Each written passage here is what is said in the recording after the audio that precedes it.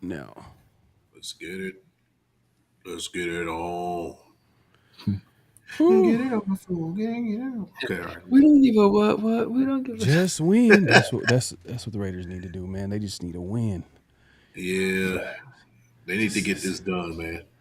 They got We need to get this done. Against the shitty ass Browns, man. Man, the doo-doo Browns, man. We can't even talk smack, man. We just lost one against at all. None. We can't do it. Especially, man, if Deshaun Watson get right, or if Amari Cooper, he probably look at. You saw what Deontay Johnson did. He probably looked at stop. Nick Chubb back. Oh man, we gonna talk about it. Make sure to clock in, like the thumbs, man. Hit the like button, comment, subscribe, and hit that notification bell. Here we go. Let's get it. Great Pharaoh. The gift of Troy is a fabulous fabric from the land of the 5 rivers.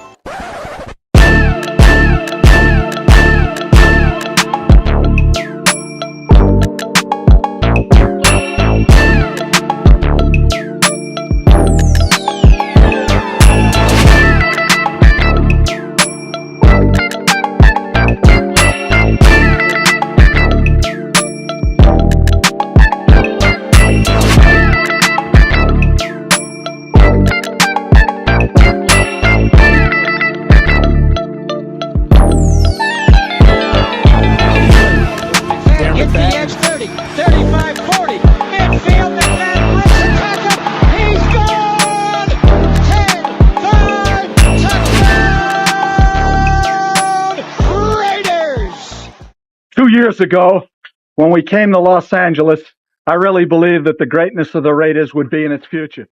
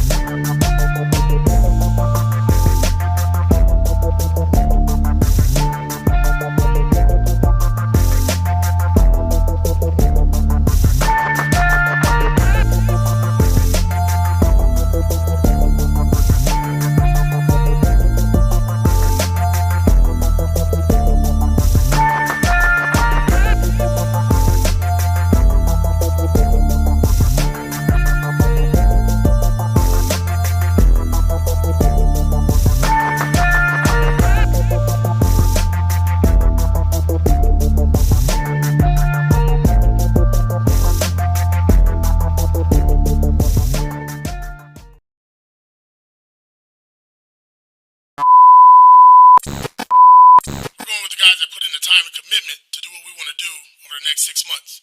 And that's just to do one thing and one thing only, win. And I want winners. Winners never stop working. Kick in the front door and let's get this bad boy rolling.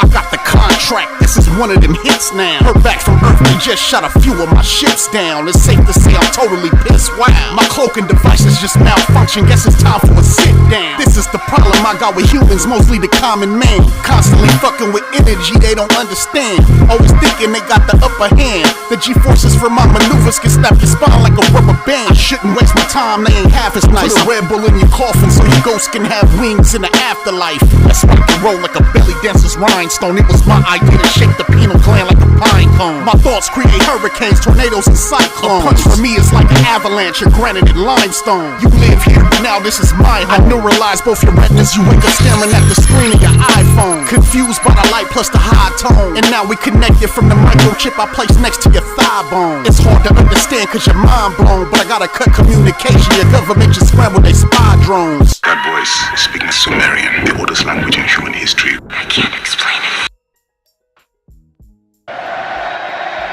We back. What's going on, y'all, man? We appreciate everybody coming through, man. Hey, Around the Shield is back. Make sure to clock in, like the thumbs, hit that like button, hit that subscribe button, hit that notification bell. You guys are going to be seeing this on all of our channels. So make sure to subscribe if you haven't already. And obviously, like the video. My guys, man, we got Big Mike in the building. Severe. What's going on, y'all, man? How y'all doing? Man, good. I wish I could say the same thing about the Raiders, but better days are ahead. Hopefully, man. We got another day, another week to prove ourselves and see, if we can right them wrongs from last week. But yeah, man, let's get into it, bro. Yeah, let's not waste any time. Everybody in the chat, like I said, if you just coming in, man, make sure to clock in, hit that like button, hit that subscribe button, hit that notification bell. I got to give you guys these friendly reminders. Guys, y'all forget sometimes, man, so we got to remind y'all. But that being said, we got to move on, man. Short-term memory. Obviously, that was a tough loss last week against the Panthers, a game that we should have won, woulda, coulda, shoulda. That at the end of the day, the Raiders didn't get it done. Now they're moving on to the Cleveland Browns. Cleveland Browns, who, if we're being honest, kind of similar to the Raiders. You know what I mean? They're a team that their identity is their defense. They're trying to lean on their run game. Nick Chubb is recovering from a very serious injury. I'm not sure. Is he back? I'm not sure if he's. Yeah, he had that ACL for a minute. He's eligible to return next week. See, he started off on the IR, so he hasn't missed the first 4 games. So he's eligible to return next week. So thankfully, we don't face him. I think their other back is dinged up. He's questionable for the game as well. But know who will likely see a lot of playing time in that game. Yeah, we saw him last year. He cooked this last year. One Deontay Foreman. Man. He's back. Still got nightmares about that one. And they got a speedy back too. I think is it D Ford? I believe is it D Ford? They got a speedy guy over there. He had a funny quote about one of your favorite QBs in the NFL, Severe. What's his name? Talking about Jerome Ford. Jerome Ford. My apologies. Jerome Ford. He had a funny quote about the backup QB for the Browns. Oh yeah, Jameis. Jameis. He says when he's in the huddle. What was the quote? He said when he's in the huddle. I forgot what it was. He has a play call like a surprise. Yeah, he says a play call like a surprise. That is hilarious, bro. That is so hilarious, bro. Because you could see it because we know Jameis being a very naturally funny dude. Like he's not trying to be funny. That's the crazy thing about Jameis. But Jameis is not going to be starting this game. It's going to be Deshaun Watson, who looks like a shell of himself from when he light the NFL on fire with his play, his ability to buy some time, second reaction plays, his accuracy. He looks like a completely different player than what he was with the Texans. Now, Mike, I mean, what are you expecting from this Browns team? What do you think coming in? I mean, obviously, teams are going to adjust to the teams that they're playing each and every week, and they're going to be game planning. What do you think the Browns are going to try to do when they get to Vegas? One thing you can count on the Browns is they're going to play defense. These guys are second. Their power rank on defense, according to PFF, is second in the league. I think they're fifth in defense in the NFL as far as giving up the points. But you look at the other side on offense. They're struggling. They're 31st in the league in offense as well. So it's kind of we're looking in the mirror when we see the Browns, at least what we hope to see with the Raiders. Now, the Raiders have been struggling on offense. We know that. But I think if you look at the defense, they've also been struggling, especially last game. They didn't look good at all. And for 3 quarters against the Ravens as well. So, the Browns, their team is basically what we hope to be as far as when they're 100%. That's a playoff team. They showed it last year. They were 11-6, made the playoffs, and all they needed was a quarterback to kind of maintain the situation. They don't have that now, since they're with Watson, and Watson, like you said, is a shell of himself, and they got all these injuries. You're looking at the injuries. You got Myles Garrett. He's dealing with an Achilles, a foot on both feet. Like, he's dealing with a lot of things right now. So, Yeah. We're not going to see the 100% effort. Well, not effort. He's going to give 100% effort, but 100% health with Myles Garrett. So that also helps. On the other side, their offensive line is depleted. They've been dealing with a lot of injuries. So, what I expect is the defense, the guys that are healthy, they got a slew of guys that can get the job done. They're going to slow our offense down. Our defense is going to, slow their defense down. Their offense down. And it's going to be a slugfest on defense. I think the first of 14 wins this game. Yeah, man, that's what it's looking like. And statistically speaking, their offense is worse than the Raiders. Their pass offense, the rush offense, I believe, is a little bit better. The Raiders, obviously, they're like near the bottom of the league as far as rushing the ball, and that's well documented. We've been talking about that like this whole season. So, Severe, what do you look for, like the Raiders, this game to at least try to get back on track? What do you think they're going to go heading into this Cleveland Browns game? Like, what do you think they're going to do to get back onto the win column? I think first and foremost, they got to put pressure on the quarterback. Last week against the New York Giants, Deshaun Watson was sacked 8 times. 8. Fumbled twice, lost both of them. He was outplayed by Daniel Jones. So I think, first and foremost, hopefully, I know we'll take a look at the injury report later. Hopefully, we're able to get Maxx, even if he's not at 100%, just to have a threat out there. But, Dexter Lawrence was a game record that game. I believe Dexter Lawrence had 2 sacks in that game. So hopefully his one of the Power Rangers, from Clemson with him, Christian Wilkins, hopefully he can have a similar game. Him and Adam Butler in the interior can wreak some havoc. And then those tackles on the outside, right? As I said, we'll take a look at the injury report later, but there's a possibility that they're missing both of their starting tackles and possibly, additionally, a backup tackle as well. So I think it's going to come down to putting pressure on Deshaun Watson. Because if you look on paper, we all know about on paper, but on paper, the Browns have some skill players, right? They have Amari Cooper at wide receiver. They got Jerry Jeudy, who a lot of people were very high on coming out. And then another guy a lot of people were high on coming out, and it hasn't worked out for him yet, but Elijah Moore. And he was kind of in the wide receiver death zone out there in New York. It seems like outside of Garrett Wilson, no wide receiver could ever really be that productive out there. So he comes over as well. So we don't want this to be a situation where this is a get-right game for Deshaun Watson. Hit him in the mouth early, make him feel the pressure, and that their very first possession they have on offense and set the tone for the rest of the game.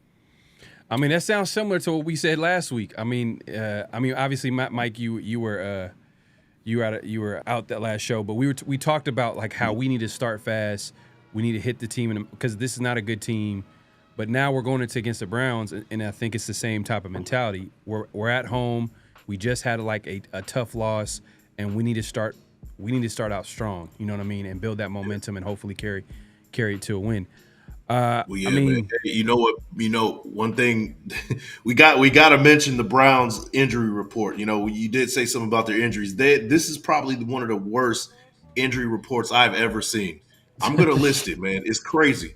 I'll put it up on the screen. Actually, I'll go ahead and put it up on the screen. So go ahead and list it. Go ahead and list it. Yeah. So go ahead and I'll share my screen, bro. I'll share the screen. I got you. I had it up right here, so we can take a look at. Okay. So we got the injury report right here. Yeah, like And let's see. it's wild, bro. It's wild.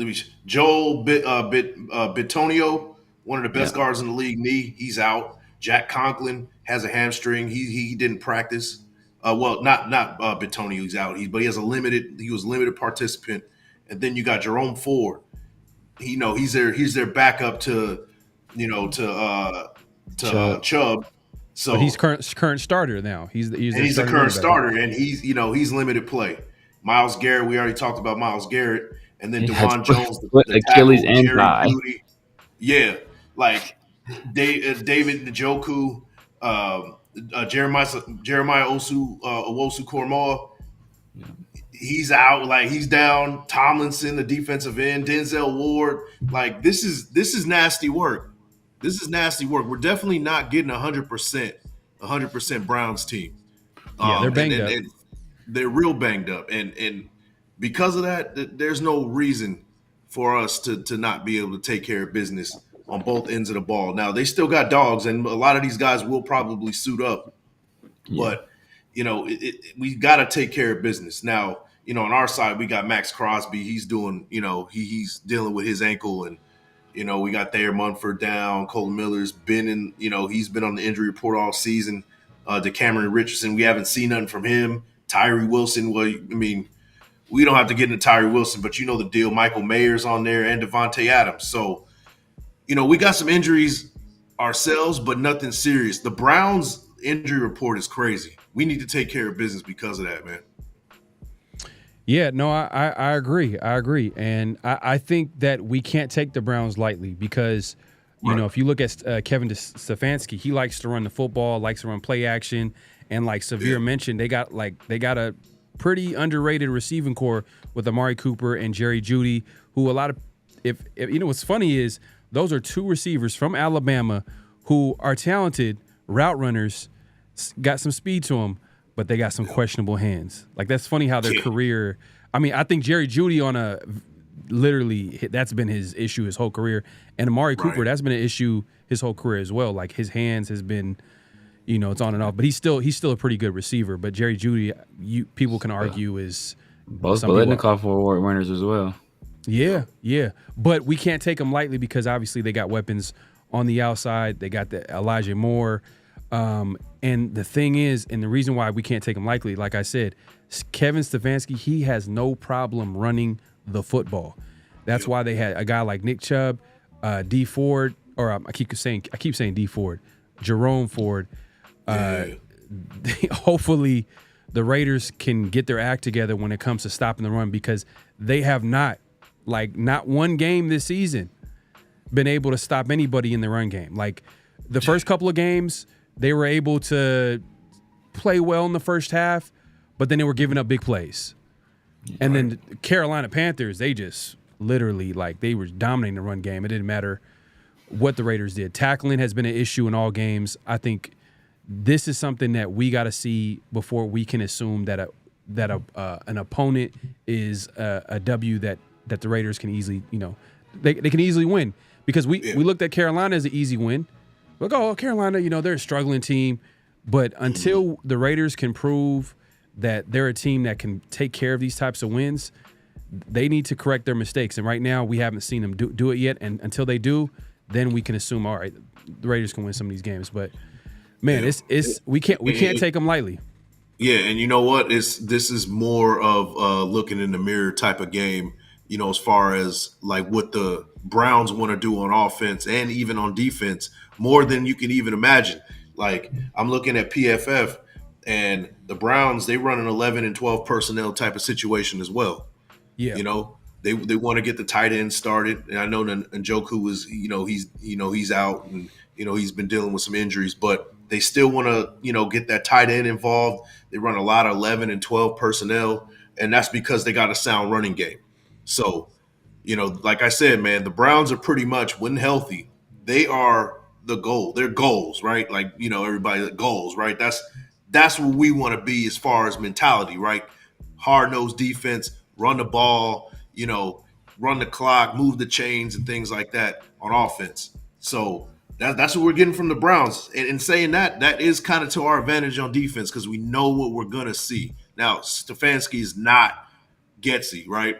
That we will talk about that a little bit later, right? So he's gonna throw some tricks. He has some tricks up his sleeve, but as far as what they're trying to do philosophy wise, is very similar to what we're trying to do. Okay, let's talk about it now. Like keys to the game. Keys to the game. What would you say one key to the game to win this game? One key. We got to get this run game started somehow, man. We got to get this run game started. Shoot, like they said business decisions were made. Okay, we'll see what happens with that one. Does that mean that we're going to change some schemes up a little bit? Even Antonio Pierce said that we got to start doing what works for us instead of being we're a wide zone team, we're this team, we're that team. No, how about what works for us team, like he said. So if that means that we have to put in some packages to where we're getting Zamir White going through power blocking, then we need to go ahead and do that. The run game is number one on the list. Yeah. I'm gonna say, I'm gonna probably say the opposite of what you're saying. I'm gonna focus on the other side of the football. Can this be a game where we actually go out there and stop the run? I feel like that is gonna be huge, especially playing against a team where you're talking about like these receivers. If you give them a run game, that play action becomes that much deadlier. Then you get Mari Cooper, who's obviously arguably one of the best route runners out there, and obviously Jerry Jeudy. You get them going, and Njoku, who he's on the injury report, but he's gonna play this game. I don't see him not missing this game.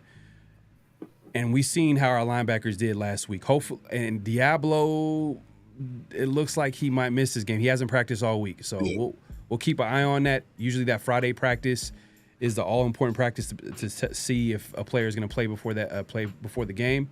But I'm going to say stopping the run. I think that's going to be huge for defensively. Severe. Man, I think our passing game, right? I think that the New York Giants were able to get a lot of production out of the passing game. Daniel Jones didn't have a crazy game, but Malik Neighbors had 2 touchdowns. They got some production out of their backs, out of the backfield. I think that this should be a game where I'm hoping that even though they got Jeremiah Owusu-Koramoah, out of Notre Dame, who's a guy I liked coming out of the draft that year. He's good in coverage, but I think this should be a game where we needed him last game. Man, did we ever?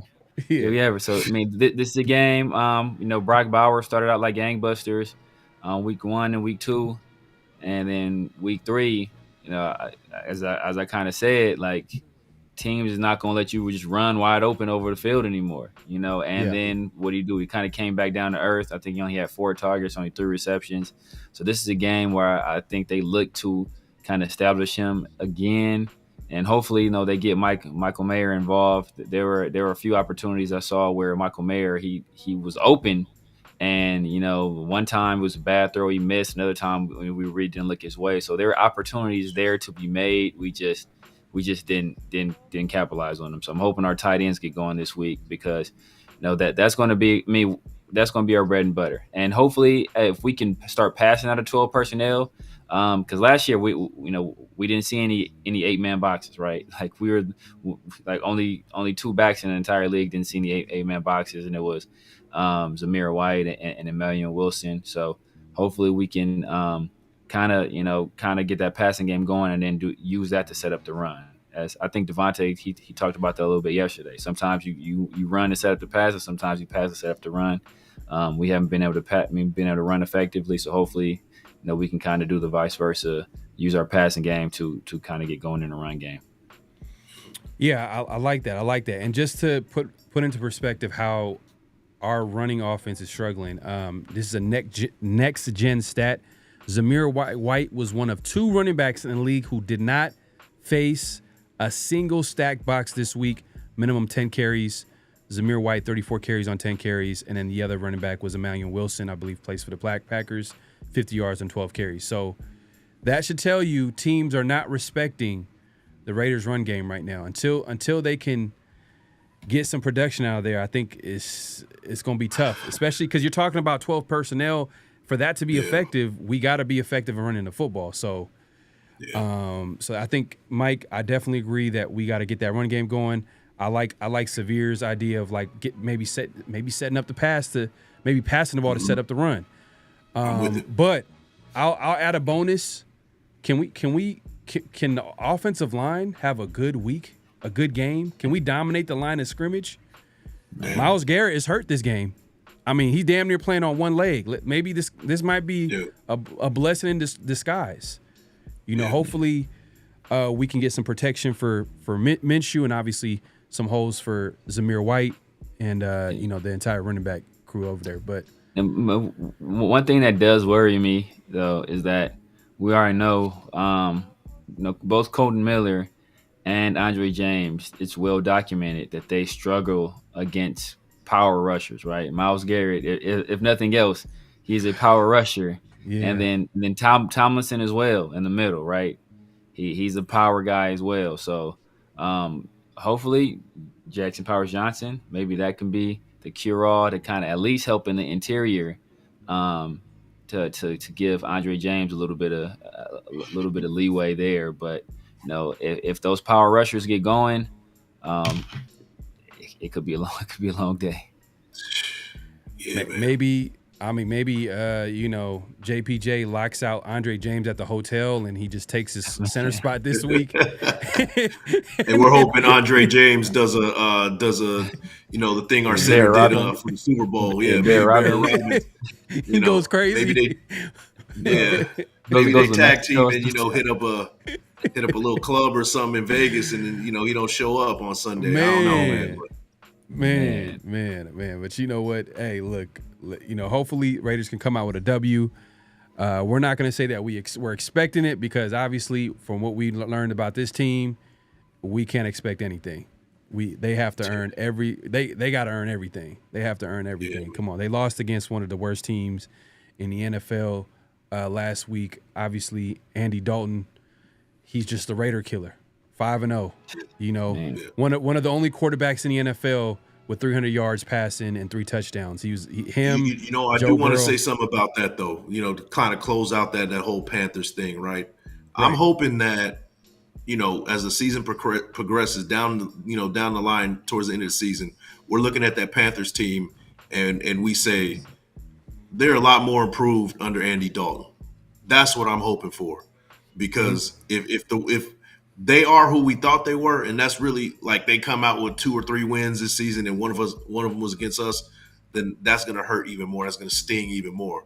Hopefully, now that the Panthers are past us, hopefully that was like their turning point, and they start rolling and start steamrolling teams and surprising other teams other than us. That's what I'm hoping for. Hey, man, I hope the same thing. But you know what's crazy about that is that that's what Ravens fans were saying about us. Like, oh man, their Raiders team, man, they underrated. They're not getting as much love. Then we come right out and get waxed by the Panthers. Yeah, man. Like, dang, dog. Yeah, man. Well, yeah, man, let us know in the chat, man, what y'all think, man. What are y'all keys to the game? There's something that we left out. Obviously, there's so many different things that we can talk about, because, the football is a game within the game. So there's probably certain matchups, things like that. Let us know in the chat. But yeah, man, this is a big game for the Raiders. Hey, football. One of the reasons I love football is because each and every game counts. Each and every game. It's not like basketball or even baseball, where you could lose a couple games and be like, oh, you know what I mean? It won't really. The impact ain't there. You know what I mean? Football just hits different, man. It's a completely different sport. But that being said, let's move it along, man, to Around the Nation. Around the Nation. This is where we kind of, we chime in on the conversations that happen around the NFL regarding the Raiders. This week, obviously, Pierce had some strong words after the game. Obviously, he was visibly upset. He looked like he didn't even want to be there at the presser, by the way. But he said, hey, it looked like some players made some business decisions, and we will too. I'm paraphrasing. But he said something to that effect.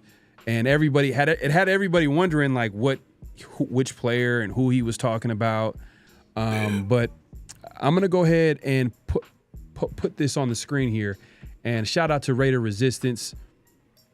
There was a team meeting earlier this week where, you know, some of the players talked about what happened from that, what they got from that meeting, which is kind of interesting that they're having a players. I don't know if it was a players only meeting, but it sounded like it was a very one of them intervention type of deal. Yeah, it just we'll talk about it in a second. Let's go ahead and play some of the soundbite from this.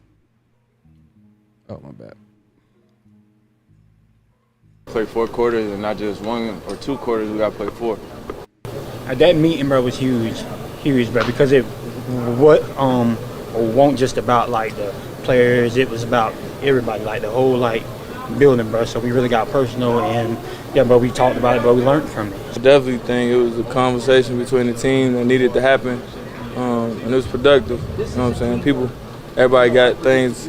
Everybody in the room, I think, got things off their mind that I think that they needed to. So. Obviously, AP does a really good job of allowing us to do that, you know, and the best thing is peer pressure and us holding each other accountable, like I said, because we're the ones out there on the field. We're the ones who have to make the catch, the pass, the tackle, whatever it may be, so why not? Got to play better. I mean, as simple as that, you know. We got to play 4 quarters and not just 1 or 2 quarters. We got to play 4. So, obviously, you just heard from a few players in the locker room about, you know, what they got from that meeting. I mean, Mike, is it, or I don't know, like when I heard this, like it just felt like a little bit too early in the season to have these types of interventions. Like, what did you get out of this? You know, just right off the top of my head, just seeing this, the first thing that popped up in my head, man, is that the team looks tired, man. It looked tired. And then the reason why I say that is because, you know, they came out like a bat out of hell from the beginning of the season, like mini camp. All defense was flying, right? You know, and whooping the offense's ass every game and, you know, not really giving the offense a chance. And we're like, okay, well, you know, maybe the offense has to catch up to the defense. Didn't turn out to be the case, right? Like the defense still been kicking their ass, you know, in training camp and all that other stuff, you know what I mean? And the offense still hasn't seemed to find their stride. But in the meantime, the defense is looking tired now. They look tired. And we also see it through injuries. Maxx Crosby's down. We lost Epps. You know, even Jack Jones, he was fiery at the beginning of the season. Now we're week 3, been punched in the mouth a few times, and it's like, what now? And my thing is, maybe this whole like, you know, rah-rah mentality, they exhausted themselves too much up to this point, you know? And I'm hoping I'm wrong, but from what it looks like to me, it looks like these guys are tired. I don't know what you know what the operation is. I don't know mentally what's going on, like, but to me it looks like they came out a little bit too hard and they got punched in the mouth and now they're searching for answers. That's what that looks like to me. And like you said, you know, having these kind of interventions in week 3, this is the type of stuff you do mid-season. At the very least, if you're having an issue, not at week 3. You're supposed to be bad out of hell at this point. Not at mini camp like what we were seeing earlier this season. You know? Yeah. Like they and I said this earlier, you know, during the offseason. I was like, I hope they don't tire themselves out by this kind of tempo. Even you heard from the insiders, the beat writers, they were saying that first practice, that was the most intense practice I've ever seen. And then it got progressively, things started declining a little bit. That tempo, they couldn't, you know, maintain that. And my thing is, what is it going to look like by week 8, week 9? You know, how many injuries are we going to have? We already lost Malcolm Kuntz. We already lost, you know, Tyree Wilson's been down, you know, most of the season, you know, up and down. Like we lost him for the second week of the season, you know, first week of the season, first couple plays. Maxx Crosby's already hurt. Like Epps is gone. Like what are we doing? You know, we got to start looking at mentality and kind of pacing yourselves. And I think that lies on Antonio Pierce. Now, Antonio Pierce is going to get the benefit of the doubt. You know, it's his first year and, you know, he's still trying to figure things out. But this is also a learning curve. You can't come out like a bat out of hell and expect to keep that type of same intensity throughout the season. And I'm hoping the next time around he looks at this and kind of paces himself and kind of stays a little bit more quiet, because to me, what it looks like is a team that's been punched in the mouth a few times and they look humbled and they look tired. That's how I see it, man. It's funny that you say that too, because and I think Pierce does deserve some responsibility, because he even admitted this week that I'm not doing predictions this week. Mm-hmm. Meaning that he predicted based off his comments earlier last week before the Panthers game, where he said, he made a comment like, "Oh, I'm not worried about the Panthers. I'm worried about the Raiders," when talking about his upcoming opponent. So you say that, that's, and I know you're not a big, bulletin board material guy, but you put a lot of pressure on your team, and they came in. The energy in the teams, it was a big difference from that first drive set the whole tone. And that first drive, Panthers. There's certain things that do matter, right?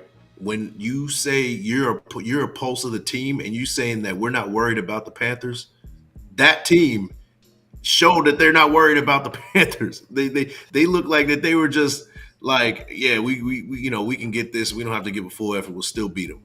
Right. That's what that looked like. And on the flip side, the other side of the team looked like that they were looking to prove something. A little bit more extra intensity, a little bit more extra zip on everything that they were doing, a sense of urgency. So when you got a professional team with a sense of urgency and another team that's not worried about you, this is what you get. So, there's certain things that do matter. Yeah, no, I agree. And the thing is, the Raiders have not earned the right to just take opponents lightly, because that's not even how what makes them good. What makes them good is the fact that they play hard all the way to the whistle, all the way to the end of the game. Physical football team. They're not a team where, they have a future Hall of Famer at quarterback. They got an all-time offense. They don't have things that really come easy to them outside of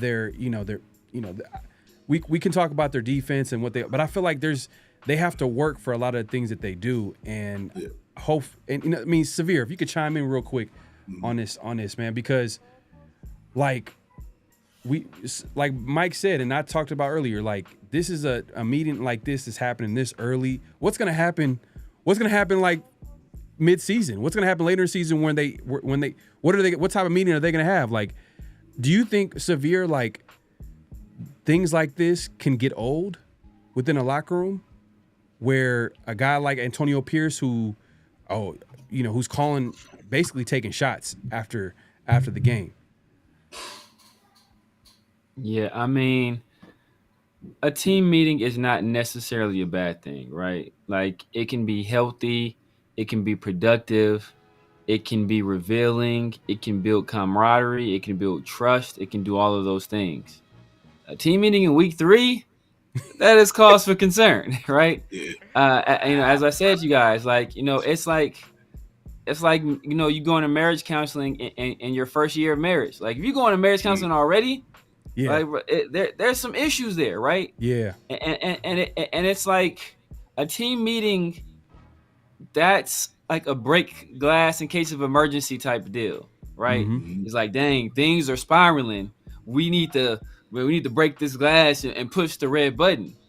But like, you doing that in week 3. Like, once it comes week 11, like, dog, you push that button. That glass is broken already. You didn't push the button. Like, it's no more nitrous oxide in the button. Like, the button's been pushed. So what you gonna do then? So like, you don't want to see it, but hopefully it's one of these things that it kind of sets the team, it puts us back on the right track, and we won't need it later on.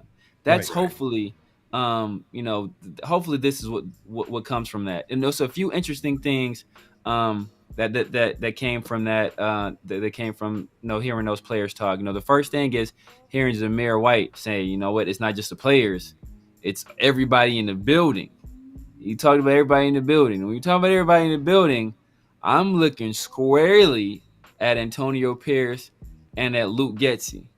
Like we talk about what the team in terms of operations, we talk about decision making, play calling, schemes, clock management, all of that stuff. He said we talked about everybody in the building. So those are the first two people I was looking at, and then like Nate Hobbs talked about there being like people getting stuff off their chest. So obviously, maybe that like this team that there was a trust issue there where the players, they didn't feel that they can really express themselves around the coaches, or maybe they had certain opinions about coaches or about what stuff that was being called that they couldn't say in front of these coaches, but they felt that they can say it in this team meeting. And then third thing is, even though it was just a face shot, Trace Tucker still looks short. Like, just looking at his face, bro, he still looks small. Like how you look short? Small. It's just like, it's just your face though. How you still look short? But it's but I think like I said, it's I don't know who organized the team meeting. I think in the past we talked about the leaders on the team, and I'm hoping that this we talked about who was gonna step up and be a leader. So obviously it's a player driven meeting, so it's good to see. And Davante talked about it, that hey, the best teams are player driven. So obviously the players took it upon themselves to kind of say that, something's not going right. We need to take it upon ourselves to fix it. And hopefully that meeting, it is the kind of the match that lights the gasoline, and this team can do the things that they expect to do this year. Man, I'm tired of Davante talking, to be honest with you. If you want to keep it real, man, I'm just like, hey, man, back it up, man. I want to see a number one receiver each and every week. I don't want to see no drops. Man, I know he's a great player. He's most likely going to be a first ballot Hall of Famer if he keeps it up, finishes his career strong, which I think he will. His game will translate as he ages, but man, he can't continue to drop passes. You know what I mean? As a captain, a leader on the team, a guy that they depend on offense, especially on offense that really can't afford for him to drop a pass. Like, it's just, it is what it is, man. Like, we don't have a run game as of right now. We have some inexperience at certain positions. Jacoby Myers. I understand that he's a solid receiver, but Davante, he has to secure that football. And it almost looked like, and I keep bringing this up, I brought it up last show, that first drop, it kind of looked like a fumble, and you guys can take that for however you want to take that. But, all I'm trying to say is that Davante, he got to back it up, man. He got to back it up. Hopefully he does it this week against the Browns. But I am concerned that they're having this type of meeting earlier in the season. It's very like concerning. Because like Severe said, and that's what I was thinking, like what's going to happen later in the season where they're going to hit some adversity. What are they going to do? What are they going to do next? Like someone's going to strike? There's going to be a strike outside of the locker room. What are we going to hear? Like what is Antonio Pierce going to pull out of his bag of tricks? Like, because it's not something that we expect. You know what comes next after the team meeting and things don't work out? You start losing players. You start losing guys, bro. That's what's next. So we hope that like Severe said, we hope that this was effective, and that the fact that they got to resync themselves in week 3 is a big problem. That's not a good look. But hopefully it was a resyncing of what they're trying to do, and we don't have to have this again. Real quickly, before we move on to extra point, Luke Getsy, right? A lot of people have been talking about him. He needs to be fired, this, that, and the third. Now, I've kind of said this on the last show. I said, like I've never been a Luke Getsy guy. I obviously wanted a different OC outside of Getsy, but the Raiders made their bed and now they have to sleep in it. If you fire a Luke Getsy, what do the Raiders do? Like it's the season's. You can say the season's pretty much over. You're firing your OC. Like you can't. There's nowhere you can't go up. Like there's no. It's not going to be there. It's not like there's going to be an improvement.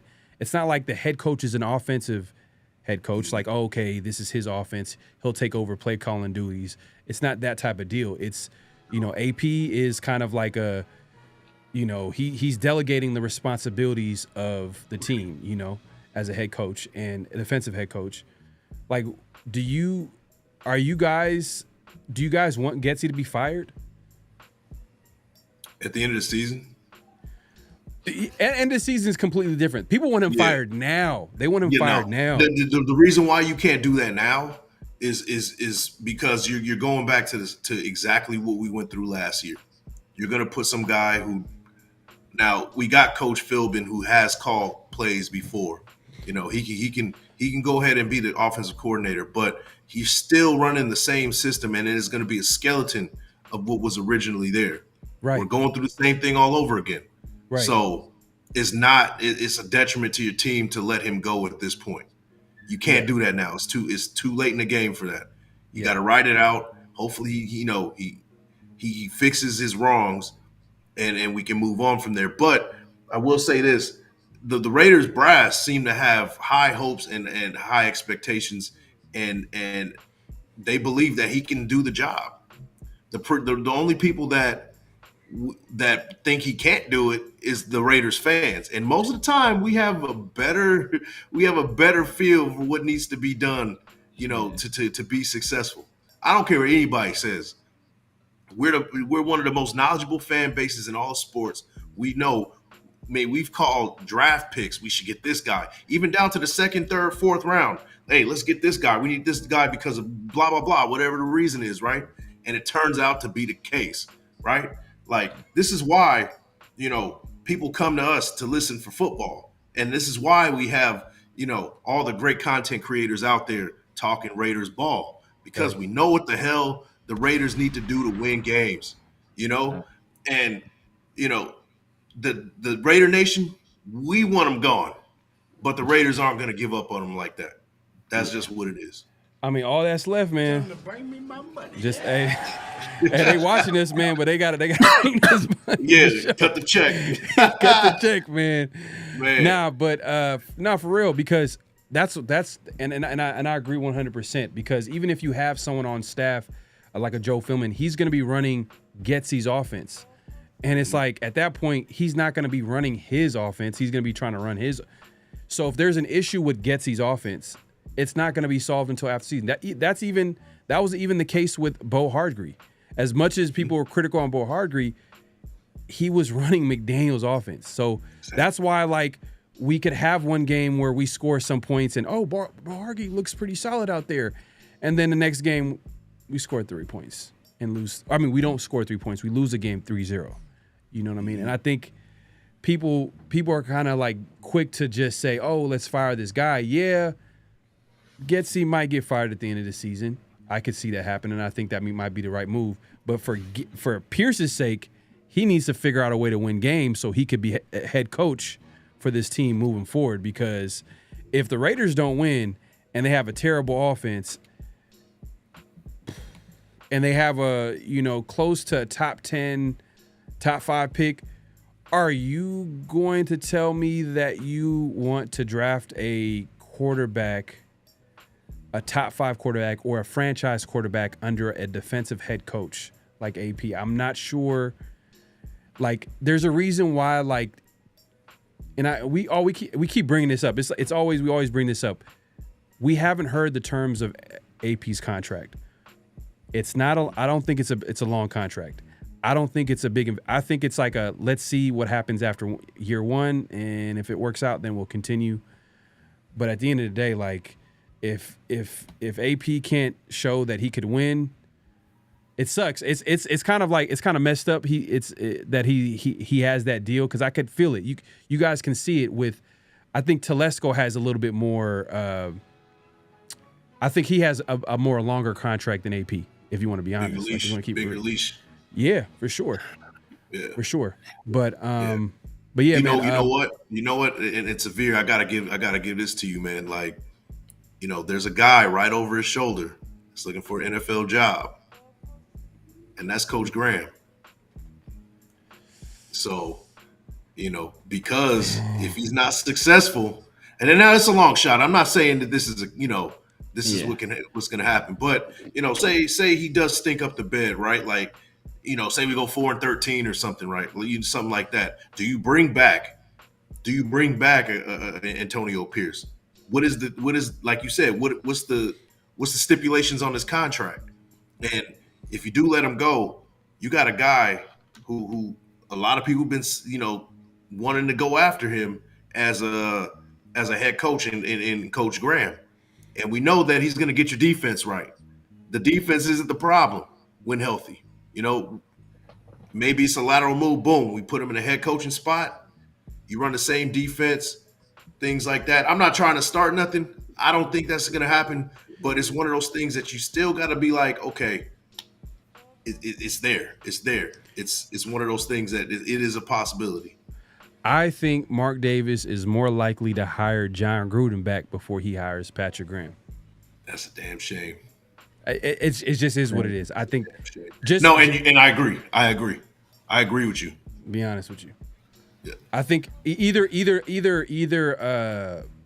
John Gruden or another big name offensive head coach. But look, we're still all in on AP. It's just we're just having an honest conversation, Raider Nation. I know people in the chat probably like, what are y'all talking about, man? Like, we're still, on, man. Like, we're still rolling with AP, man. Come on, we're still rolling with AP, but we're just having an honest conversation. But go ahead, sir. I mean, people talk about firing Lou Getsy. As Big Mike said, it's too late in the game to do that, but it's also too early. On the flip side, it's too early. I get what you're saying. Yeah, it's been 3 games. Like, let the man cook.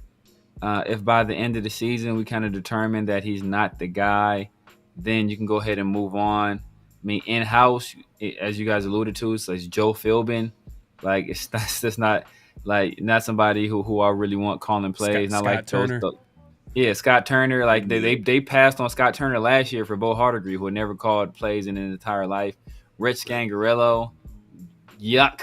Anybody that any Kentucky fans out there, they know like the dude is trash. Right. So it's these are not people you want to turn over the reins to in terms of play calling, right? Edgar Bennett, he's a long time guy in the NFL, seen it all, done it all, but he's not. I don't even think when he was offensive coordinator with the Packers, he called plays. So, at this point, you kind of got to ride this Luke Getsy thing out until the end. Hopefully, I think the coach that a lot of people compared Antonio Pierce to is Dan Campbell up in Detroit, right? Look at Dan Campbell's first year as head coach. I believe it was 2021. He makes his first hire at offensive coordinator. Who is it? It's Anthony Lynn. What does Anthony Lynn do? They're trash. That was my question too. Go ahead. They go 3-13-1, right? And they're 25th in the league in offense. Mm-hmm. At the end of the season, they fire Anthony Lynn. They hire Ben Johnson. The very next year, they're 5th in the league in offense. And, they have a much better – I think they still didn't think they have a winning record. I think they were 5-11 or something like that. But you can see the wheels were, like, in motion. So I would, hold off on firing Lou Getsy to the end of the year, let this thing play out. Sometimes, they have a rough patch in the beginning. Guys figure it out. It happened with Bobby Slowick last year, right? In the beginning of the year, things got kind of rough. Him and C.J. Stroud had a heart-to-heart. C.J. Stroud told him what he wanted to start running. He wanted to do more vertical stuff. He told him some of the stuff he liked to do. What happened? C.J. Stroud takes off, MVP candidate, great rookie year. They go to the playoffs. They win a playoff game. So sometimes there's some slow starts that can happen. Sometimes you got to let it ride out, and you got to cut bait at the end of the year and bring in somebody new. But I think it's too early to determine which one of those will be the case.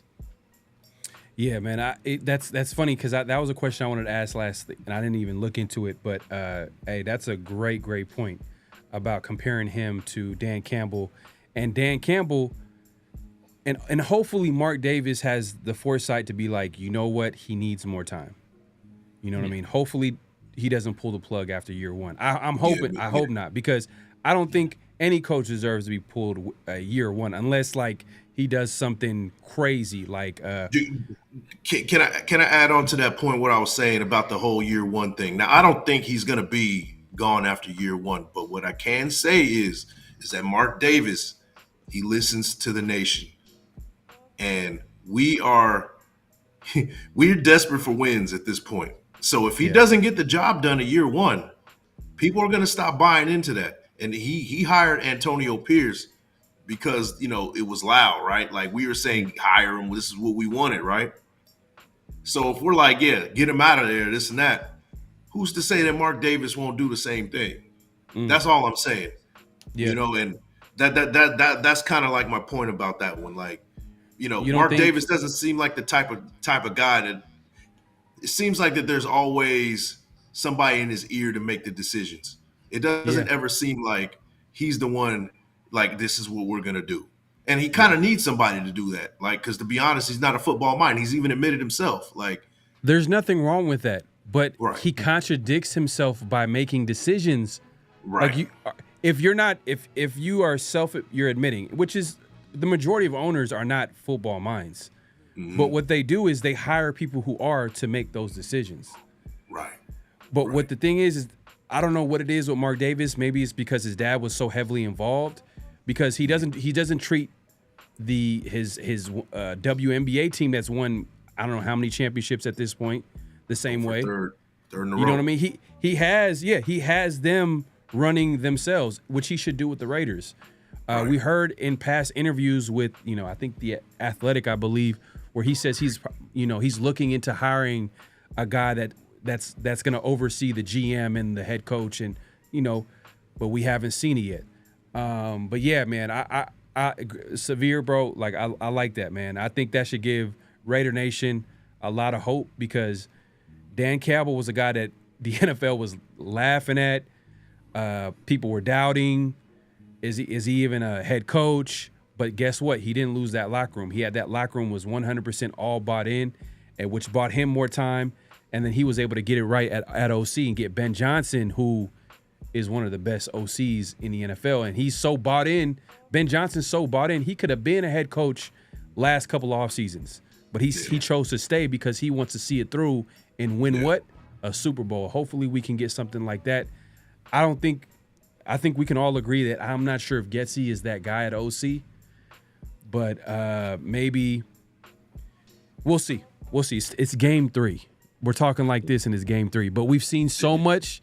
We've seen so much. We went through so much as far as following this team, and it's like, man, here we go. You know what it is, though? It's a mixture of our OC. This is not the guy we wanted. On top of all offseason, we've been hearing about how much this offense has struggled. Yeah. And we gave them the benefit of doubt for this whole offseason. Like, okay, they'll turn it around. Maybe it's the defense that's so good that they're, maybe they're struggling against the defense. Come to find out, the offense is just that bad.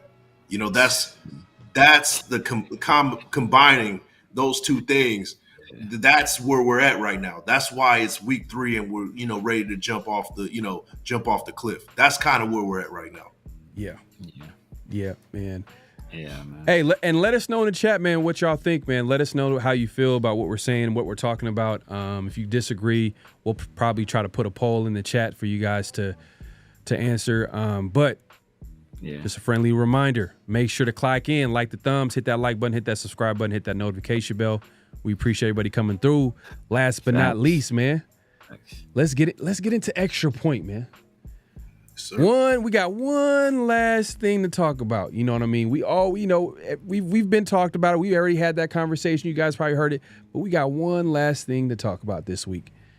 And this week, we have a couple of things that we want to talk about, and both have something to do with the trenches, defensive line, offensive line. Let's start with the defensive line. Shout out Football Scout. I believe Sanjeet runs the page. Shout out to him. He put out some film on a defensive lineman right now that's dominating the NFL right now, man. That's a defensive tackle that the Raiders could have drafted. They could have drafted him. We were this close, but we got number 9 instead. I'm not gonna say no names, man. We got number 9. Yeah, Nick Van Exel.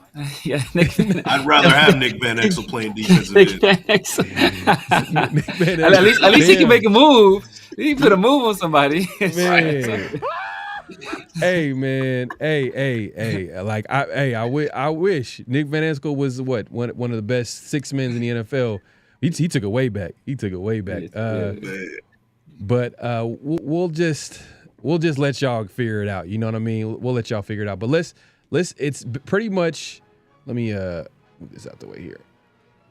And look, so and to put this into context, you know, after week 1 and week 2, we were talking like everybody was raving about like the Saints and what they were doing. Like first day, I want to say they destroyed the Panthers first. People thought that was a fluke, and then they came out and they did something similar to the Cowboys, right? And then, you know, Derek Carr out there getting fined, thrusting his crotch all in the air and whatnot, you know, trying to be Michael Jackson.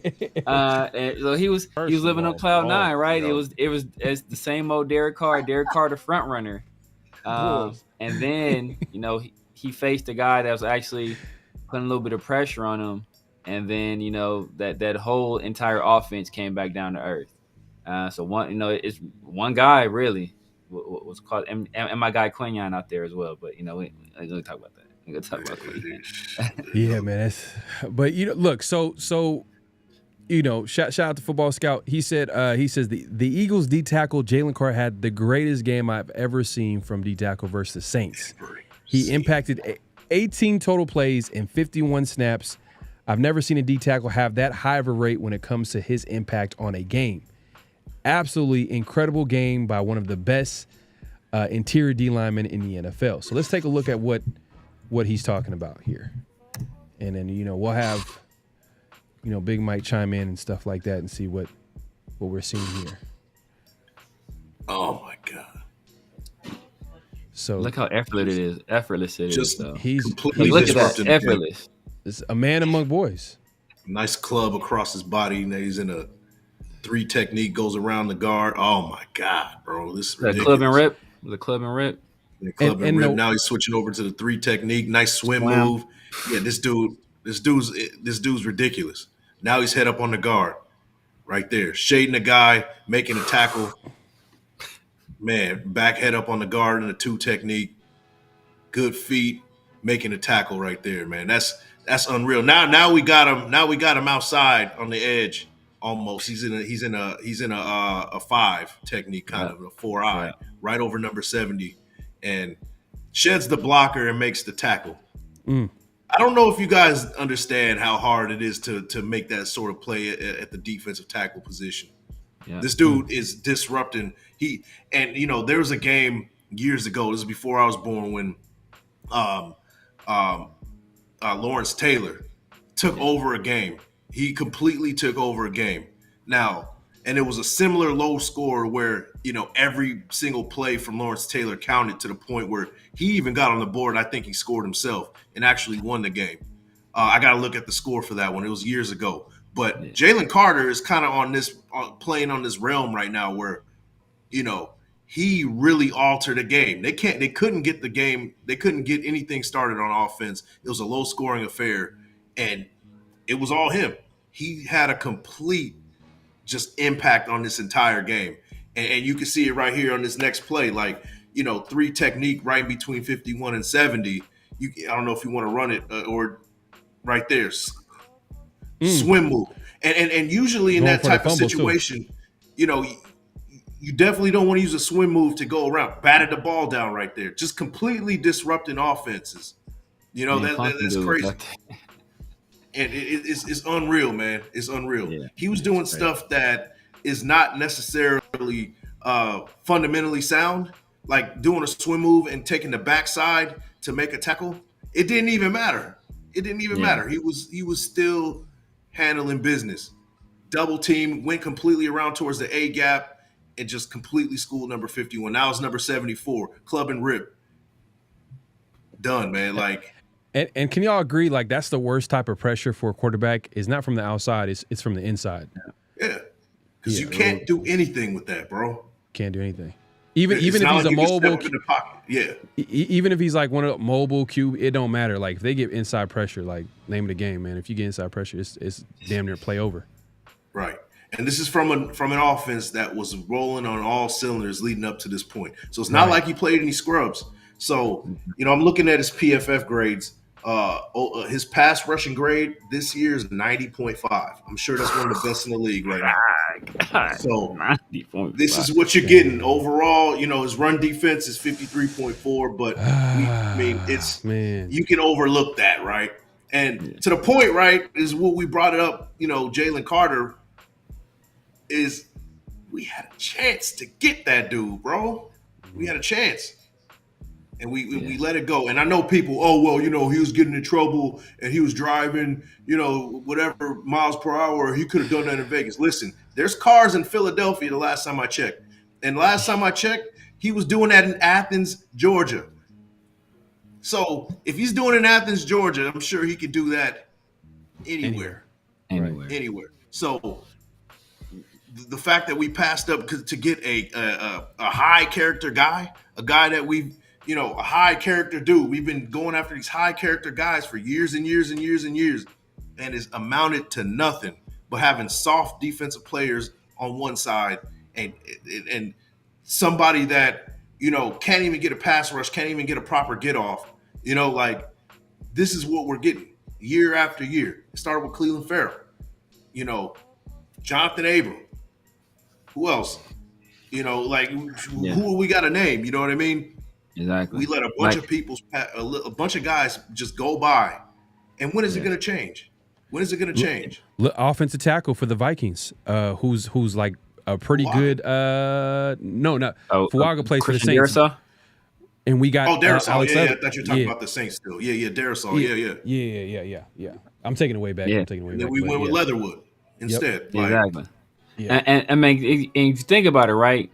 There isn't outside of maybe Darius Hayward-Bay. It was the only other guy I could think of that had higher character. But there hasn't been a guy we drafted with higher character than Henry Ruggs III. And then what happened with him? He got in trouble. So sometimes this stuff is unpredictable. If you can have there's sometimes there's nothing you can really do to prevent it. So when you have a generational I said this on draft day. When you have not only was defensive tackle weak in that draft, but we had a need at defensive tackle. You had the best player in the draft at that position. And not only that, he was probably the best defensive prospect to come along since Quentin Williams and Nick Bosa. And he falls to you and you pass him up. It's and then I also gotta say this because I hear now. Oh, well, this is that was then. Let's move on from this. No, we're not gonna move on from it because you know why? This is a team that it was supposed to be committed to excellence. We've been talking about commitment to excellence for years, and we changed it to just win, baby. No, we need to go back to committing to excellence, and not just on the field. We need to commit to excellence in the draft. We need to commit to excellence in free agency. We need to commit to excellence when we're hiring head coaches, offensive coordinators, defensive coordinators, everybody. We have to commit to excellence, and they have not been doing that. That is a problem. Just win, baby, is not enough for me at this point. Because if we're looking bad when we're winning, where is that taking us? Right at number 13 overall every single year, we can't locate the quarterback. Yeah. So, hey, commit to excellence. That's what I'm saying. And we've had times where we could have got somebody excellent, like Jalen Carter, and we passed him up. Yeah. I wonder, you know what? I really wonder who made that decision not to draft Jalen Carter. Who made that decision to say, you know what, he's off our board? Was that a McDaniels? Was that a Dave Ziegler? Or did that come from up top? We probably will never find out. You know what I mean? Maybe one of these days we'll probably get the inside scoop. But, man, it sucks, man, because, like, it feels like the Raiders we're always missing out, man. We're always, like, we're right there. All we had to do was just make the right pick, the right decision. You know what I mean? Even with Jamarcus Russell, Calvin Johnson, Adrian Peterson, that draft. But more so Calvin Johnson, because I was like, he went number 2, right? I think Calvin Johnson went number 2 in that draft. Yeah, I believe. And I wanted Calvin Johnson. I know hindsight's 28 sounds crazy. Oh yeah, well everybody. Too. But Jamarcus Russell was a guy that really had a great he won the Sugar Bowl. You know what I mean? He won the okay, yeah. But he threw 60 yards from his knees, and everybody was I wild was by like, that. Like it was, bro, I just never seen anything like Calvin Johnson. I was like, bro, we can't. We needed a receiver. We need a receiver. We didn't need a quarterback. I'm not gonna lie. We needed a quarterback. That's the most important position. I get it, and we had the number 1 pick. But it's just. And then you look at the teams. You look at the teams that passed on Jalen Carter, right? In that draft, they either had stronger needs elsewhere, or they picked other impact players, right? You think about number 1 overall Carolina Panthers with Bryce Young, like that you can kind of say that was a bad pick, but they already had an impact defensive tackle, right? Their defensive tackle is already the best player on their team, and they needed a quarterback. Look at the Texans, right? They went back-to-back C.J. Stroud and Will Anderson Jr. I'm pretty sure they're very happy with both of those guys, right? C.J. Stroud is the clear leader of that team on offense, and Will Anderson is the clear leader of that team on defense, and they've been a pretty good defense. Then you have the coach. They took Anthony Richardson. They had DeForest Buckner already, so it's not like they needed a D tackle. They had a need at quarterback, so they went there. Then the Seahawks went Devin Witherspoon, who was a guy I really liked. I'm sure a lot of other people in Raider Nation liked as well. He's turned out to be a good player. Arizona went with Perry. They traded in front of us to take Paris Johnson Jr. That was right. Our guy. So, I'm sure they're happy with that pick. And then we picked Tyree, and then Atlanta Falcons, they picked Bijan, who a lot of people said was the best player in that draft, regardless of position, either him or Jalen Carter. Then the very next pick after that was Jalen Carter. So all these other teams either had bigger needs or they got other impact players. We're the only team that had a need at defensive tackle and still end up picking a bump. It's a problem. Damn, man. It sucks, man, because I'm holding out hope. I'm holding out hope for Tyree, but anytime I'm holding out hope, it means that the guy just sucks. You know what I mean? He's just not. I mean, he's good enough to play in the NFL. Much respect to any NFL player that makes it into the league. It's a tough. You're getting paid to play professional sports. Respect, but I'm just saying in terms of his peers and the fact that he got picked number 7 overall and he was supposed to be a high impact player. He doesn't look like he is that player, and he's going to be that player.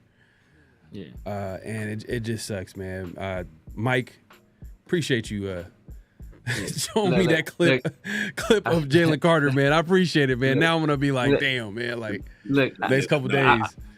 I will say this. And maybe hopefully this is the case as well, right? I'm gonna put this out in the atmosphere. Last year, we played a game in Buffalo, and Trevon Merrick was getting destroyed. I mean, I think he had 2 touchdown passes caught on him. After that game, I was completely done with Trevon Merrick. I was like, bro, get this dude off the team.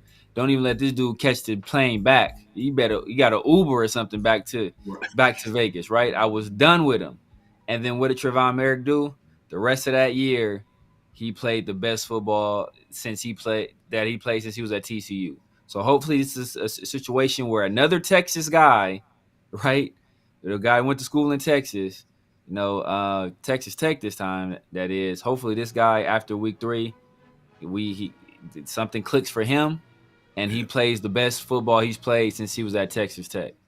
But because right now, with Malcolm Kuntz being down the year, we need that other guy opposite of Maxx Crosby. And I don't see the cavalry coming from anywhere else. The call has to come from inside the house. Yeah. So, it has to be Tyree or it has to be somebody else. It has to be Tyree, Janarius, or Snowden. And Tyree should be the guy because you were a top 7 pick just last year. It's so crazy how how everything just changes up like that, because going into the season, I'm like, you know what? This is a perfect situation for Tyree. I understand Tyree is not what we thought he was, but he's not playing. It's not like he has a role on this team where there's a lot of pressure. He has Kuntz, you got Maxx Crosby, you got Christian Wilkins.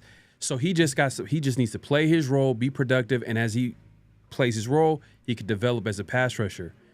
Now, he's in a situation where he is going to be looked at with a microscope because There's no pass rusher that the Raiders are going to be picking up anytime soon to take the pressure off of Tyree. Tyree is going to be dependent on each and every week, especially with Maxx Crosby being hurt, because Maxx didn't look like Maxx last week, you know, and the Raiders defense kind of took a step back. You know, they and it's not just because Maxx took a step back. I think the Raiders defense overall just didn't play well as well, but the fact is we didn't have someone back there that was getting pressure consistently, and now a guy like Tyree, man, it's 14 more games left, man. Hopefully it gets better. Yes, sir. But let's what I want to look at? Go ahead. I want to look at? I'm curious to see. I'll probably go through the film and see it, because I know generally Maxx plays left defensive end because he lines up against the right tackle. I wonder what happens, because I'm sure Tyree is. I mean, anytime Tyree plays, he's generally going to be opposite of that. He's going to be the right defensive end. I wonder what happens, or what would happen if Tyree played left defensive end. I wonder if it's a situation where he's more, because sometimes you have that with corners, right? Like their technique is better on one side of the field than the other, just because they feel more comfortable going. So I wonder if I have to look at like does he move better on that opposite side if he got some opportunities over there? Maybe Maxx goes down. I mean, I don't think that's the case, but Where was he in college? I want to take a look at it, huh? I don't know if you guys know this from the top of the head. Do you know where he was lined up in college? I feel like he was on his right side, but yeah, I'm not 100% sure. Probably got to look into it. But yeah, that's a good point, Severe. I mean, that's something that coaching has to identify. The coaches got to identify that. They got to, like Pierce said this week. He said, we got to do what works. That's the type of team that we got to be. And if that's the case, that means coaches need to put players in positions exceed based off of their strengths. Obviously, there's going to be a system in place. You got to run that system, but you got to know what type of player you have, man. Like, you want to win games, you got to figure out a way to win a game by using the players that you have. And hey, good point, man. Severe. Maybe he's playing. Maybe he might play better at a different spot. We'll see, man. It's 14 games left. But like I started this whole thing, I said that we're going to talk about the trenches. I started with the defensive line. Let's go take it to the offensive line. Go ahead and shout out Sanjeet, man, for the footage. Sanjeet, one of the greatest to do this out here, man. Shout out to Sanjeet. You know, a little bit of positivity here. Now, we've been talking a lot of negativity in this game. I mean, in this episode, and rightfully so. The Raiders have been looking bad. But in this one, our guy, JPJ, number 58, keep an eye on him. He's squared in right there. And keep an eye on what he's doing, man. You can go ahead and roll it, bro. This is at the end of the game. You got O'Connell in there, but he's over there, you know, looking for work, right? The guy, the defensive tackle, was taken care of. He went over there and helped his buddy out on the right side. You got number 58. We're looking at him again right there, looking for work. You know, kept an eye on the stunt. Pass off that stunt. That was great. A brick wall. That was impressive right there. Trying to take the inside step, and then another stunt action, and he made the right move. Now, you know, Glaze should have probably, you know, stepped out and made that block, but he survived it right there. Now you got JPJ right there still doing work, and then that's what you're getting from him. A great pass blocker right here. He looked really good in pass coverage, and right there another wall situation. He's a stalemate. You know, that's what we're looking at with JPJ. I am looking forward to seeing what JPJ is going to bring to this offensive line. Maybe he brings a spark that we've been looking for and we've been waiting for all season. Now you look at it at JPJ right there, you know, getting in a hand fight, replacing, you know, pushing and replacing, not letting anybody get in his chest. That's exactly what you want to see right there, looking for work once again. You know, nobody's on him, but he's out there looking for some heads to knock. So that's what you want from your interior lineman right there. So knocking people over, being a bully. This is what you're getting from this guy right here. It's excellent. You know, now and recognizing what they're trying to do. You know, that's another thing. He's anticipating and kind of knowing what they're trying to do, and he's making the right moves. That's more important right there. He has the brains of a center, and he plays guard. You know, now when I say brains of a center, the center is supposed to be the operation of the offensive line. And he goes out there, he approaches the game like he's the smartest offensive lineman on the field. His anticipation, being able to, recognize what they're trying to do on the stunt right there, like we said, he is showing that he's already ready to go. And I'm looking forward to seeing what he's gonna do for weeks to come, man. I'm excited for JPJ, and that's something to look forward to as with Raider Nation. And we talked about draft, them missing in draft. We made the right decision in the second round getting JPJ. So far, so good. Yeah, no, I was excited about that because we added some talent to that interior offensive line group, and which we knew that needed to happen, especially a guy that, hey, you mentioned that he got the brains of the center. He might be the future center. We signed Andre James before free agency because he was our insurance policy. I think if the Raiders knew that they were going to get JPJ or he was going to fall to him in the second round, I don't think they probably signed Andre James to that contract. Yeah, I agree. if we be real, but that's a whole different conversation. But he only played 21 snaps, mostly in pass protection. Hopefully, we'll be able to see him in the running game and see what that looks like, and maybe adds a little bit of another dimension to that running game.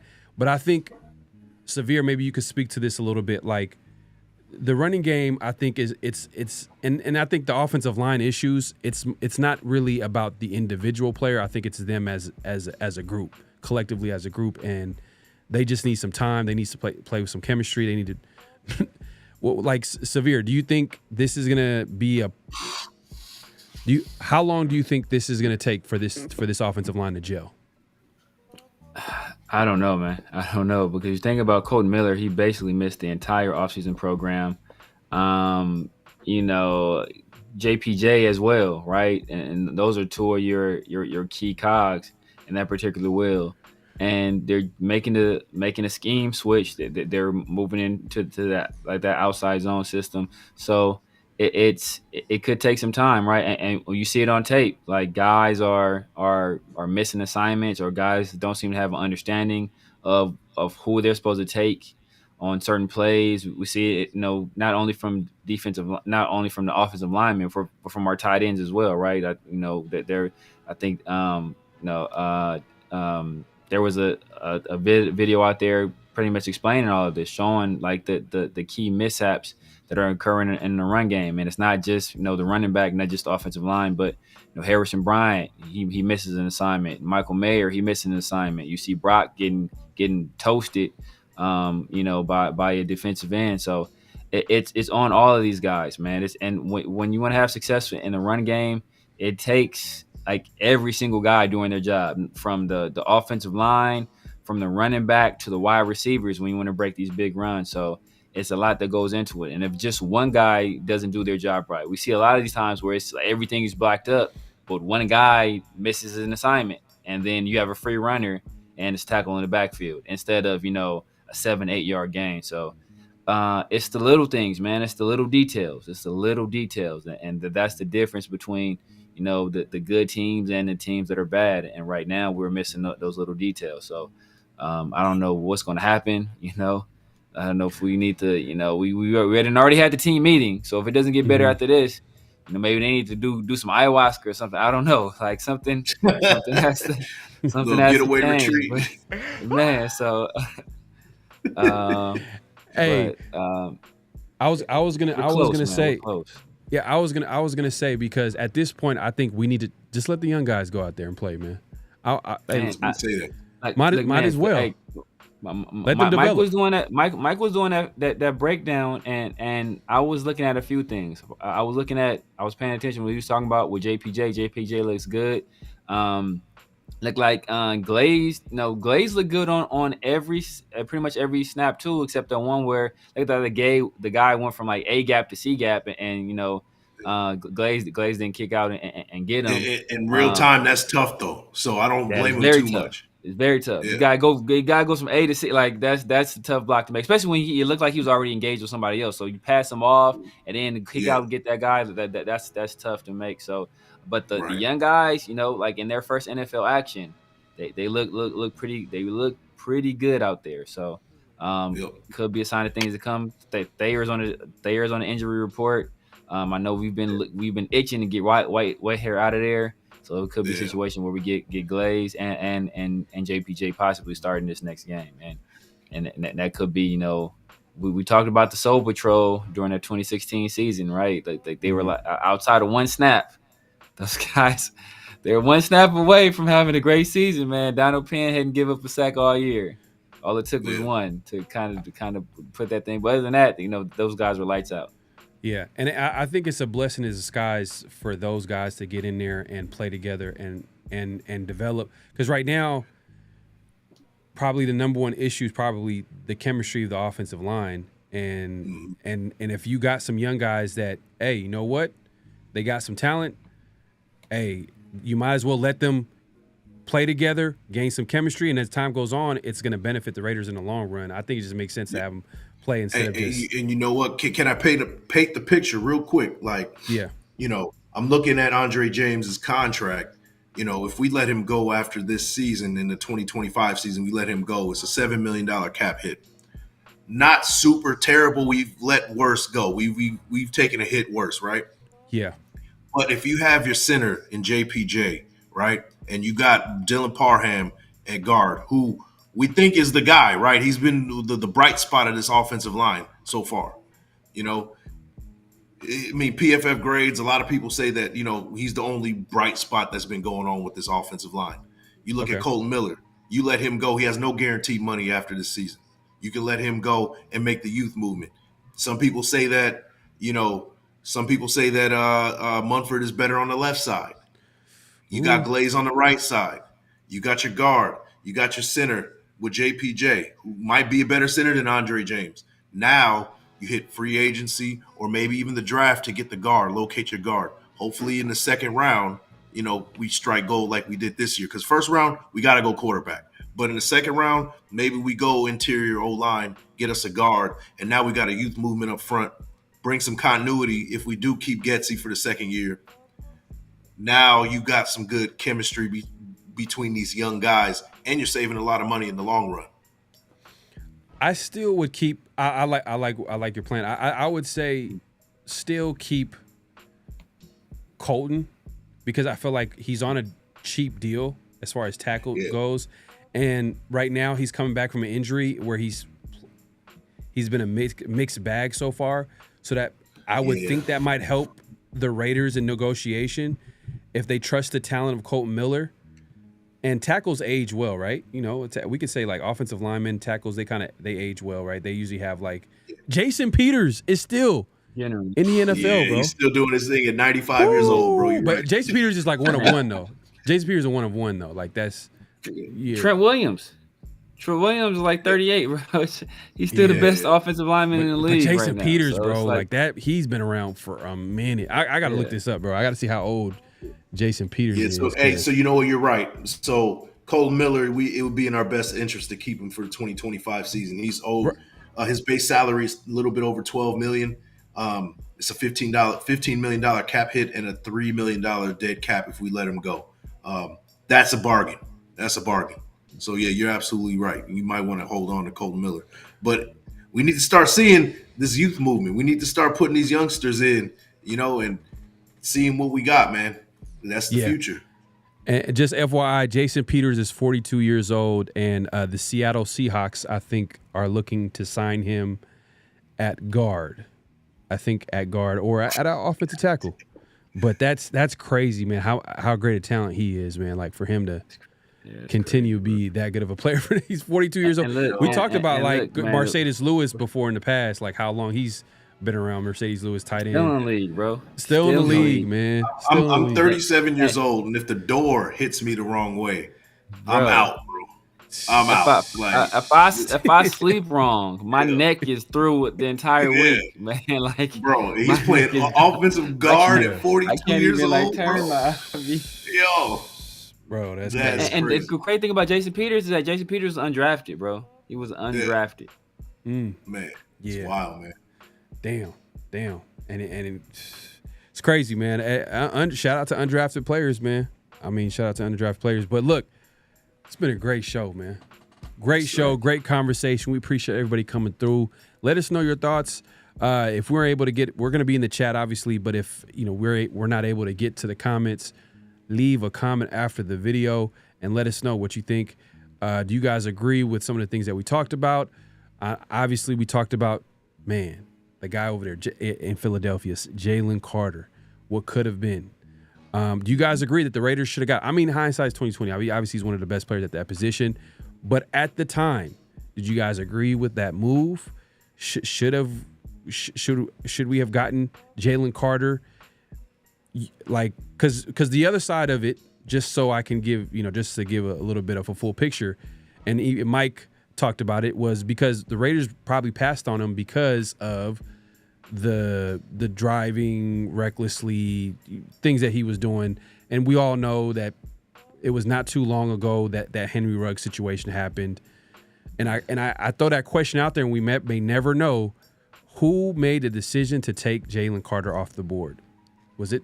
Do you think? I think that might have been a Mark Davis call. Like, nah, we don't want that PR nightmare. It's possible. Some insight. Yeah, I have some insight into who it was. It was Ken Herrock. It was Ken Herrock. Hey, if you don't stop, man. Ken Herrock is the root of all evil. If y'all don't know who Ken Herrock is, man, he drafted Jamarcus Russell. He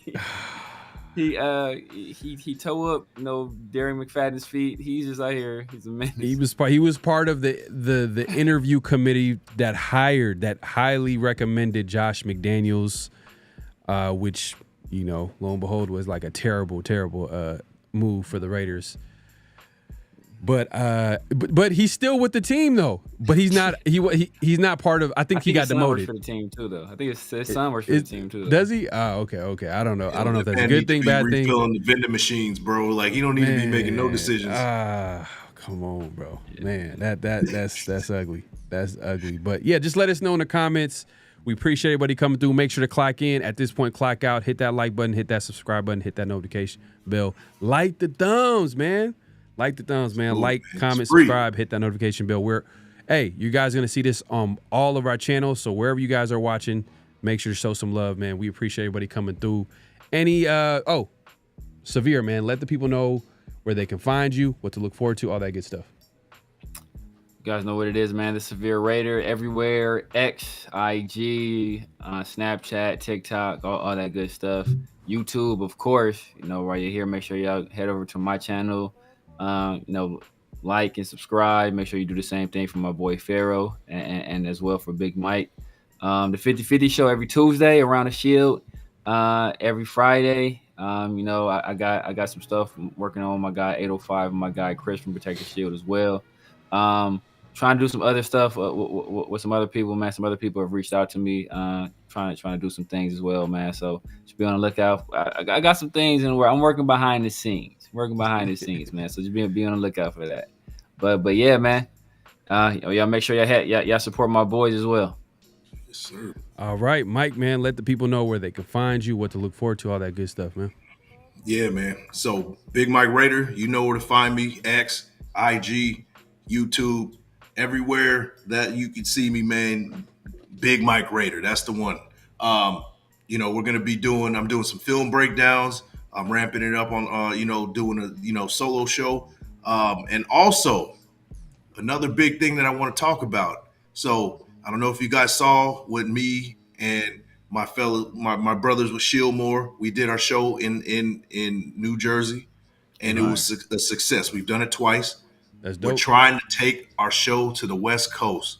So if anybody knows who is in charge at the 28, it's in Alhambra, California. It's a Raiders bar. They show all the Raiders games. It's the 28 West Sports Bar in Alhambra, California.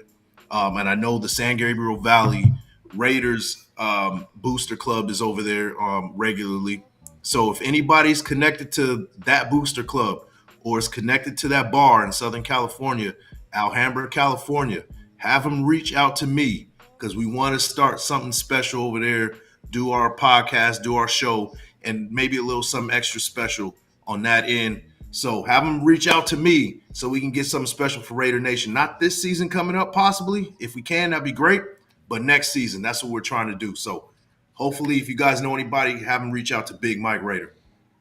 For sure, man. Hey, man, make sure to stay tuned for that. Also, man, hey, look, we going to do this every Friday the episode drops. Usually it's pre-recorded. Sometimes we might go live. Just stay tuned. Make sure to hit the like button, hit the subscribe button, hit the notification bell. The notification bell is important when we go live and when we drop some new content. So you guys want to go ahead and do that. So Around the Shield drops every Friday. Every Tuesday evenings, me and Severe do the 50-50 show. So make sure to tune in for that. And also if you guys got social media like IG or X, make sure to give a follow to Around the Shield. On IG, it's with a 1 instead of an L. Around the Shield, 1 instead of an L. So just go ahead and do that. It's pretty self-explanatory. But go ahead and give us a follow. You'll see clips of us. I know everybody don't have a lot of patience to watch a full episode. If y'all want to see clips of me, Severe, and Big Mike, y'all see that on IG as well as Twitter as well, man. So just make sure to give us a follow on Around the Shield. Hey, man, like I said, it's been a great show. Any last thoughts before we head out? Score predictions. There you go. Score predictions. So I said earlier, right? First to 14 wins. I got the Raiders winning this game. I'm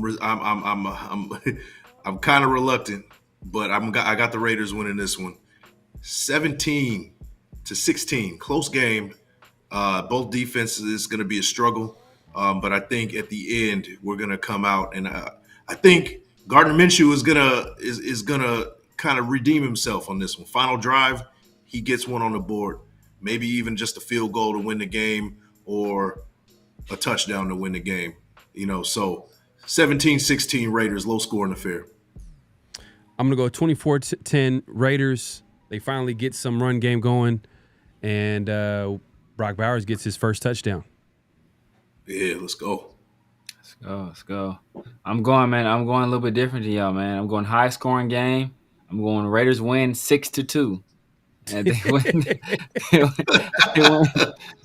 6-2.